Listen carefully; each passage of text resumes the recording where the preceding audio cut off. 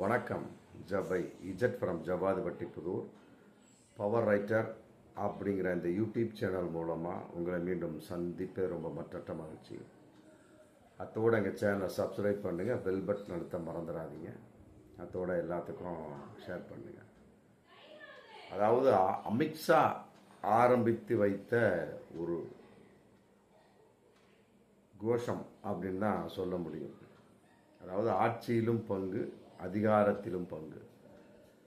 அதிமுகவோட ஒரு 4-5 மாதத்துக்கு முன்னால் கூட்டணி ஏற்பாடு பண்ணிட்டு விமானம் ஏறிட்டார். விமானம் ஏறிட்டு பேட்டி கொடுக்குறார்.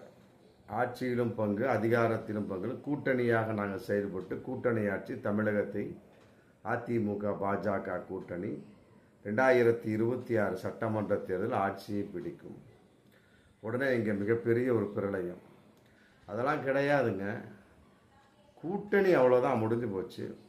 மற்றபடி ஆட்சியில் பங்குலாம் தரமாட்டோம், மந்திரி சபையில் எந்த ஒரு வாய்ப்பும் கிடையாது. கட்சியோட கூட்டணி சேர்ந்து மற்றபடி எத்தனை சீட்டு பகிர்ந்துக்கலாம், அதோட சேர்ந்து. நீங்கள் எம்எல்ஏ மந்திரி ஆக முடியாது. நாங்கள் ஆட்சியில் பங்கு தரமாட்டோம், மந்திரி சபையில் பங்கு தரமாட்டோம் அப்படின்னு அமித்ஷாவுடைய ஒரு மிகப்பெரிய ஒரு கூச்சல், குழப்பங்கள். அப்புறம் அதுக்கு தான் அந்த மாதிரி இங்கே இருக்கக்கூடிய மாநில தலைவர்கள்லாம், நயினார் நாகேந்திரன் உள்பட அதெல்லாம் கிடையாதுங்க.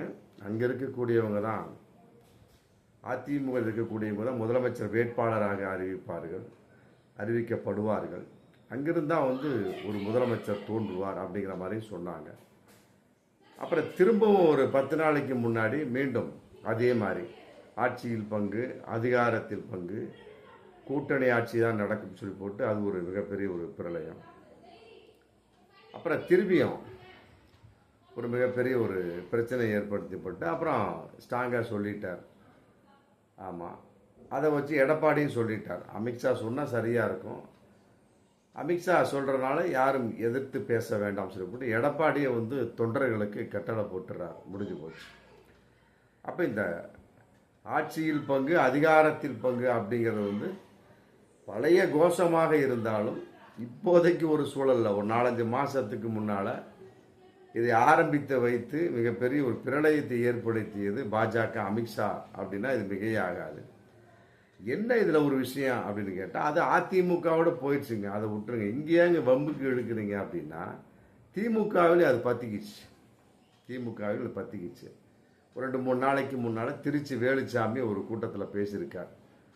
அதாவது ஆட்சியிலும் பங்கு, அதிகாரத்திலும் பங்கு நாங்கள் கேட்போம், கணிசமான அதிகமான தொகுதிகளை நாங்கள் கேட்போம், அத்தோடு 2 காங்கிரஸ்காரர்கள் மந்திரி ஆவார்கள் அப்படின்னு அடித்து சத்தியம் பண்ணாத குறையாக பேசியிருக்கார். யார்? திருச்சி வேலுச்சாமி. அவர் செய்தி தொடர்பாளராக இருக்கிறார். காங்கிரஸ் திமுக கூட்டணியோட இருந்துகிட்டு இருக்க ஒரு கட்சி. 2024 40க்கு 40 அடித்தாங்க, கூட்டணியாக இருந்தது. இன்றைக்கி 2026 சட்டமன்ற தேர்தலுக்கு கூட்டணி அப்படிங்கிற மாதிரி தான் போயிட்டுருக்கு. இருந்தாலும் இப்படிப்பட்ட ஒரு சூழலில் திருச்சி வேலுச்சாமியினுடைய பேச்சு மிகப்பெரிய ஒரு பிரளயத்தை ஏற்படுத்திச்சு. இதை செல்வ பெருந்தகைட்ட கேட்கக்கூடிய சமயத்தில் செல்வ பெருந்தகையும் ஓகே கொடுத்துட்டார். ஆமாம், திருச்சி வேலுச்சாமியோட பேச்சை நான் ஆமோதிக்கின்றேன், அவருடைய கருத்தை நான் வரவேற்கின்றேன், மற்றபடி கணிசமாக அதிகமாக சீட்டு கேட்போம், ஆட்சியிலும் நாங்கள் பங்கு கேட்போம் அப்படிங்கிற மாதிரி ஒரு பிட்டை போட்டு விட்டார் செல்வ பெருந்தகை. யார்? தமிழக காங்கிரஸ் மாநில தலைவர். ஒரு அப்ப சூப்பர் சொல்லியிருந்தாலும் பரவாயில்ல, தமிழக மாநில காங்கிரஸ் தலைவர் செல்வ பெருந்தகை சொல்லிட்டார். இதே மாதிரி தான் 2024 கூட்டணிக்கு முன்னாடி, நாடாளுமன்ற தேர்தலுக்கு முன்னாடி ஒரு சிறிய சலசலப்பு. அப்புறம் EVKS இளங்கோவன் தான் அதை சரிசு பண்ணினார். அப்புறம் தமிழக மாநில தலைவர் செல்வ பிறந்து உள்டா அடித்து அவெல்லாம் ஒன்றும் கிடையாதுங்க, காங்கிரஸ் ஆமாம் வெற்றி அடைஞ்சதுக்கு, இந்த தன்னை தொகுதி சட்டமன்ற தேர்தலில் வெற்றி அடைஞ்சதுக்கு திமுக காரணம், MK ஸ்டாலினோட மிகப்பெரிய திட்டங்கள் தான் காரணம் அப்படின்னு போட்டு அதையும் ஒப்புதல் கொடுத்துட்டாரு. நம்ம EVKS இளங்கோவன் இந்த நேரத்தில் இல்லை அப்படிங்கிறத நினைக்கின்ற போது ரொம்ப மனசு வருத்தமாக தான் இருக்குது. இந்த மாதிரி தான் ஏதாவது குட்டையை குழப்பிட்டு இருப்பாங்க அப்படிங்கிறது காங்கிரஸோட நிலைப்பாடு தான், அதில் மாற்று கருத்தே இல்லை. அதாவது கதறு கிழிஞ்சா தைக்க முடியாது, காங்கிரஸ்காரனை திருத்தவே முடியாது. இதை வந்து பழனி பாபா வந்து எல்லா மீட்டிலையும் சொல்லுவாங்க. அந்த அடிப்படையில் வந்து அவர்கள் மீண்டும் வந்து ஒரு மிகப்பெரிய ஒரு பிரச்சாரத்தை எடுத்து விட்டார்களா அப்படிங்கிறது மிகப்பெரிய ஒரு கேள்விக்குறியாக இன்னைக்கு பேர்ந்துக்கிட்டு இருக்கு. அதாவது திருச்சி வேலுச்சாமி சொல்றது பெருசாக இருந்தாலும் செல்வ பெருந்தகை வந்து ஒரு ஆமோதிச்சு சொல்றது வந்து உண்மையிலே வந்து ஏற்றுக்கொள்ள முடியாத ஒரு விஷயம். அப்படிங்கிறதெல்லாம் விட திமுக இதை எந்த நோக்கத்தில் பார்க்கிறது அப்படிங்கிற ஒரு விஷயம். அதெல்லாம் விட இன்னொரு விஷயம், சிதம்பரத்தில் பேசின வகையில் விசிக அன்பு தலைவன் திருமாவளவனும் பேசியிருக்கார். அதாவது 4 ஓட்டு அப்படின்னா அதில் 1 ஓட்டு விசிக ஓட்டு திமுகவுக்கு அப்படிங்கிற மாதிரி பேசிட்டு, மற்றபடி கூட்டணி தொடரும், அதில் மாற்று கருத்து இல்லை, நாங்களும் கொஞ்சம் அதிகமடியாக தொகுதிகளை கேட்போம் அப்படிங்கிற மாதிரி அங்கும் இங்கிருந்து ஒரு குரலும் வந்தாச்சு. இதன் அடிப்படையில் இன்னைக்கு திமுக கூட்டணிக்குள்ள மிகப்பெரிய ஒரு சலசலப்பு ஆரம்பம் ஆயிருச்சு. ஆல்ரெடி அதிமுகவில் சலசலப்பை ஏற்படுத்திட்டு அமித்ஷா வந்து விமானம் ஏறி போயிட்டாரு. இன்னைக்கு சலசலப்பாகவே இருந்துகிட்டு இருக்கு. ஆமாம், அதன் அடிப்படையில் வந்து திமுகவில் இன்னைக்கு சலசலப்பு ஏற்பட்டாச்சு. இதன் அடிப்படையில் வந்து தாவேகாவோடு அவர்கள் கொள்கை நிலைப்பாடு, அவர் விக்கிரவாண்டி அந்த மாநாட்டில் அறிவிச்சார் இல்லையா, கூட்டணி ஆட்சியும் உண்டுங்க வாங்க, அதே நேரத்தில் தனித்து நாங்கள் ஆட்சி அமைக்க வாய்ப்பு இருக்குது, கூட்டணி ஆட்சியிலும் பங்கு அதிகாரத்திலும் பங்கு நாங்கள் தர்றோம் அப்படிங்கிற மாதிரி அவர் தாவேகா விஜய் சொன்ன உடனே இப்போ உல்டாவாக ஆகுது. திமுக இல்லை அப்படின்னா என்ன பண்ணுறது, அதிகாரத்தில் பங்கு தர மாட்டோம், ஆட்சியிலும் பங்கு தர மாட்டோம், கூட்டணி உண்டு 2 சீட்டு எக்ஸ்ட்ரா கூட வாங்கிங்க, எங்களை விட்டுருங்க, நாங்கள் தனிப்பட்ட ஆட்சியை தான் செய்வோம், கூட்டணி ஆட்சி செய்ய மாட்டோம் அப்படிங்கிற மாதிரி ஒரு நிலைப்பாடுக்கு அவங்க சொன்னாங்கன்னா எப்படி ஜம்ப் ஆகிறது அப்படிங்கிற மிகப்பெரிய ஒரு விஷயம் இன்னைக்கு அரசியல் வட்டாரத்தில் மிகப்பெரிய ஒரு வைரலாக இன்னைக்கு போயிட்டுருக்கு. ஏன்னா தாவேகா 2வது மாநாடு செய்கிறதுக்கு அறிவிப்பு பண்ணிட்டாங்க. 25/8/25 விஜயகாந்தோடைய பிறந்தநாள் அன்னைக்கு மதுரையில்.